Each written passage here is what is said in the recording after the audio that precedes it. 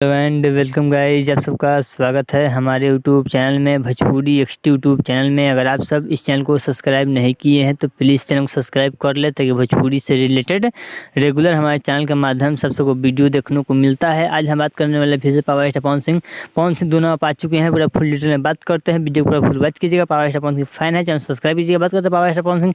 तो power star Pawan Singh ने उपेंद्र कुशवाहा को 2 नंबर से उठाकर बिग दिया 3 नंबर पर। पवन सिंह 2 नंबर पर हाजिर हो गए हैं। राजा राम कुशवाहा 1 नंबर पर चल रहा है। राजा राम कुशवाहा 70,000 वोटों से पवन सिंह से आगे चल रहे हैं। वहीं पावर स्टार पवन सिंह 70,000 वोटों से पीछे चल रहे हैं। देखते हैं शाम होते ही power star Pawan Singh 2 number तो चल गए। देखते हैं अब क्या खेला पलट पाते हैं पवन सिंह या नहीं पलट पाते हैं।